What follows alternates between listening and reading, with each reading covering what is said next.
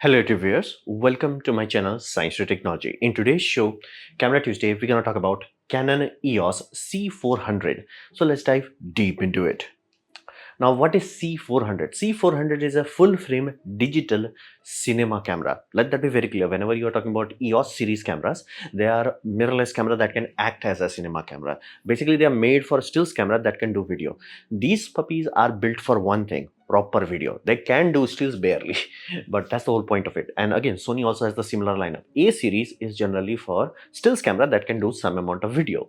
FX series is for proper cinema system.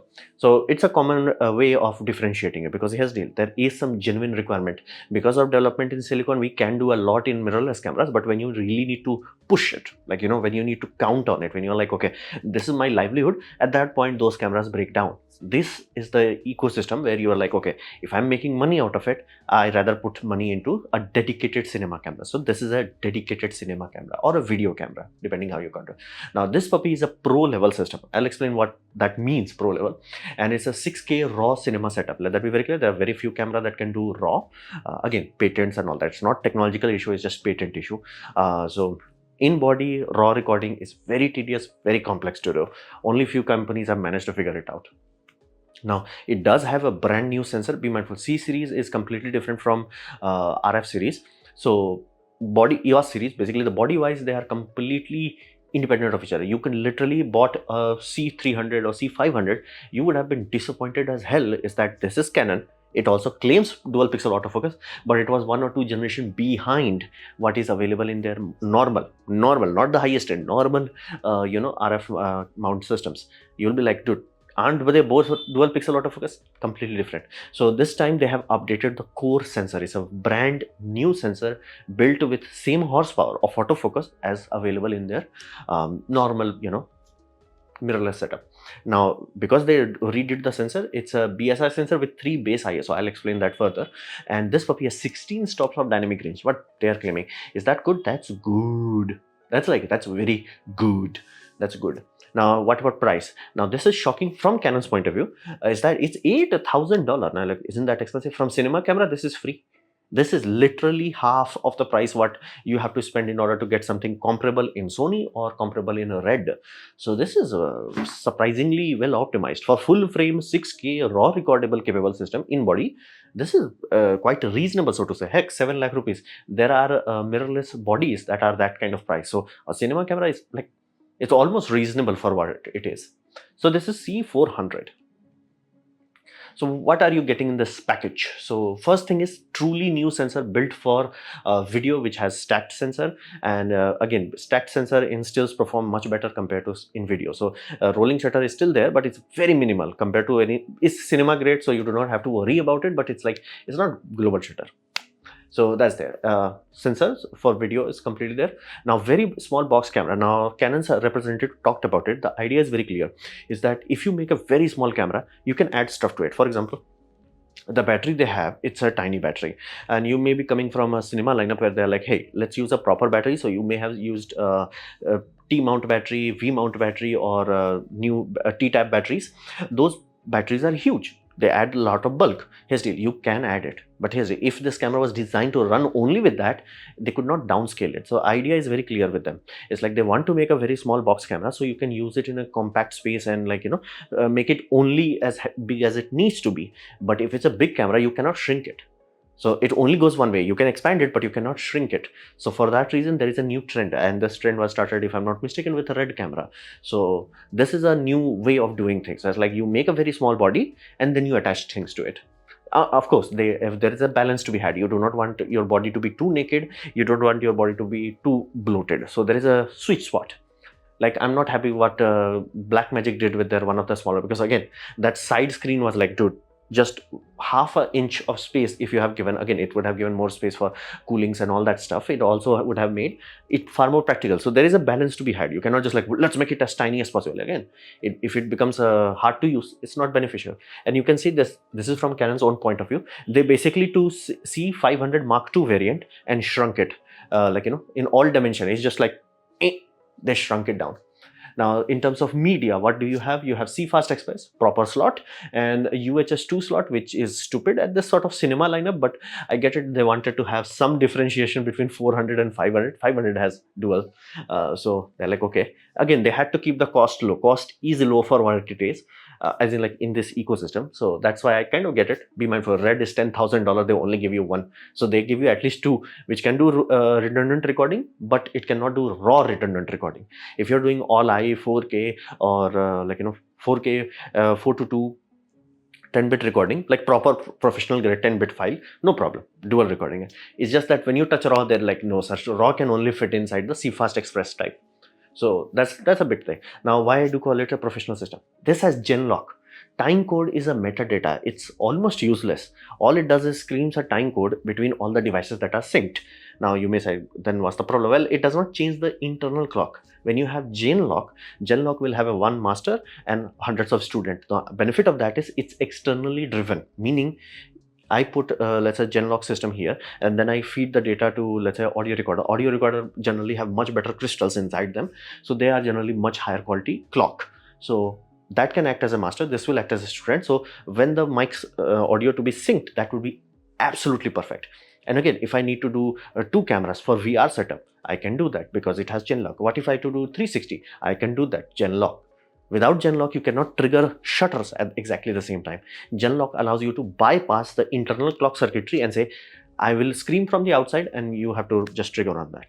So, and again, if you ever wondered how the heck in the movie 300, they could have like two cameras, one like, kind of zoomed in and running at very high frame per second, another phantom, a normal cinema camera, another was phantom that was running at high speed. How could they sync it? Genlock. Genlock was giving the signal, it's like when to fire the frame. Of course, it was offset synced, as in like, twing, twing. That's how you do it. And again, if you want 3D, you still also have to do that, because again, if the shutters are not synced, it will give you a hell of a headache. So Genlock is absolutely, and broadcast industry cannot run without it. It's just no. Like you go to broadcast and you're like, I do not have Genlock, there's the door disappear.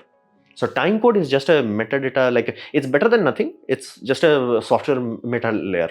Genlock is actual problem solving. So Genlock is there. It has inbuilt ND. Now ND, there are two technologies of doing ND, inbuilt ND in the camera bodies. One is the Sony route. You just have a LCD screen there, and instead of the color part and all that, you just have a polarizer there. You increase the electricity, it becomes more opaque or transparent, and you decrease it, it becomes opaque. So that gives you a very granular control, meaning from the darkest to brightest, you have smooth curve there. You can you have a ramp. This has slides like I'm saying glass blocks that are going kuchung kuchung, like one is 2 stops, one is 4 stop, one is 8 stop. It has physical glass, and you can stack two of them to get different values. Now some cinematographer love the glass look, some cinematographer love the convenience of having the electronic one, because again, electronic one gives you an extra variable to control. Right now the only things you can control is aperture and shutter speed. You cannot touch the ISO, because again, cameras have a base ISO, you can't judge it, and all the ISO I see is the post production. If you're getting a raw file, that does not matter. So unless you have camera has a lot of base ISO, which this puppy does. But again, ISO is not changeable. Aperture is, shutter speed, but what if those are limited? That's why cinema industry needs to rely on ND. So in those set of scenario, in Sony cameras, you get an extra variable knob. Here you have a shutter, tuk tuk tuk. So again, better than nothing. And documentary filmmaker, they will not get out of the bed if it does not have that. So this is a very good option. Again, it's a personal choice. Some people love the fact of you having an actual glass. Some people love the convenience. It has SDI output 3G, which is generally used for display, 12G used for broadcast. That's why I said like it's a proper video camera. It can do proper those dual mic inputs. I have no idea why no camera companies just breathe and be like, what if instead of this bullshit of 48-volt phantom power, what if we let all this stuff done by professionals, as in like audio engineer company like Zoom, Tascam, or whatever have you, Premix, other Scorpion, all these companies that are professional companies only designed for audio. You make that, you give me USB audio, 32-bit float, done. Problem solved. We will never ever talk about audio syncing. We'll never have to worry about like, oh, we have recorders, we have to sync the audio recorder. We do not have to. And we have enough bandwidth in modern system. Again, Panasonic did that. It's just We need USB audio input and not mic input, USB audio input. So professionals can design a professional grade hardware, make it 32-bit, float. So we never have to worry about, oh, it's like not perfectly there. It's like problem solved. We are so close, so close. And every company is like, what if we had this, like, we support 48-volt phantom, just support a freaking USB audio. And you're like, wouldn't the bandwidth will be high? 2 Mbps, small b. That's all you need for 32-bit one channel audio. You need only 3 or 4 channels and you are sorted. At 6 or 8 channel, you can do that with C Fast Express while recording 8K video. So that just frustrates me. It's like, I have very high quality of mic preamps. I was like, just give me digital, because you can never be as good as Zoom or Tascam or MixPre. You cannot be as good at them because that's the only thing they do. They work on making the physical, hardware only for audio. They are very fine tuned on that. You are like good, but they're like, bro, don't even try. Don't even try. So this sort of things looks very wasteful to me. It's like, we have the option, we have the technology, just do it. So that's the package that we are getting, and you can see giant fan. That's the whole point. These things are designed to run 24/7. And yes, they can do that. In broadcast scenario, there are cameras that are turned on, forget about it, it keeps running. Like you see 24/7 news broadcast, that's how it's done. So what about the unique selling propositions here? Well, you get 3 base ISO. Now you have to understand, what does base ISO mean? Base ISO simply means there is only one circuitry. You have the sensor, you have analog to digital converter, and your digital file. Now here's the deal. The ISO that you see in normal cameras, those are applied on that digital file. It cannot change anything on the electronically. So you call one base ISO. What does base ISO means? Generally, there is a sweet spot which we rank. Let that be clear. These numbers are ranked. Electrically, it's just one thing. We just rank it. What is its equivalent? So that's the perfect gray. It gives you perfect latitude on top, perfect latitude on the bottom. Meaning how low you can go, how dark of a place you can render without it just becoming noise, how bright of a place you can render without it clipping. So that's how you get your zoom. So that spot, if gray is falling in the center and you get exact amount of latitude in top, exact amount in bottom, that's awesome. That's perfect. We call it base ISO. So and recently, because of the development in silicon, somebody figured out, what if we had another circuitry there? So we had one circuitry which is like one analog to digital converter, fine-tuned for daytime shooting, another fine-tuned for nighttime shooting. So voila. Now again, if you use the nighttime circuitry in daytime, the white will be completely clipped because again, it was not fine-tuned for that. So you had 2 circuitry. What Canon was like, I raise you 3 circuitries. So they have one circuitry that is ranked as 400 ISO. That is generally used for daytimes and all that jazz. Then you have 1600 that is used for milder low light scenarios. And then you have 6400 ultra low light scenario. So this gives you a really good color rendition for all light scenarios. And again, it's a flexibility. For many people, pre-order is done. For this, pre-order done, go home. I do not need anything else, just for this. So it's a very big thing. And if you buy the body with newer batteries, let that be clear, it does support the older batteries, but you do need newer ones. If you use the newer one, you can use servo lenses, again used for broadcasting industry or documentary industry, where you do not manually rotate zoom it. You have a button to zoom it. Electronically you are zooming it, but it does require a lot of oomph power. So they do need to design new batteries. Or you can directly power it from a wall outlet using an adapter, but that also it supports. So USB-C based grip and display, this actually made me very happy, because again, these are little things. That's how these cameras are so unnecessarily expensive. You buy it, you're like, hey, everything is good. It's like, no sir, you need extra long cable. Yeah, that cable is going to cost you an arm and kidney. It's like, why? It's proprietary BS. Look into cable cost of red cameras. It's like, cable that is not made out of Kevlar, indestructible, basic cable, which many people have found out which place actually manufactures, and the quality is just not that great for that kind of price. But they're like, it's red. So here they're like USB-C. Now, of course, it's a custom USB-C, meaning the USB-C part is USB-C. It's just the mold is made with a bit of extractor there, so it can be locked. So there is a physical lock to it.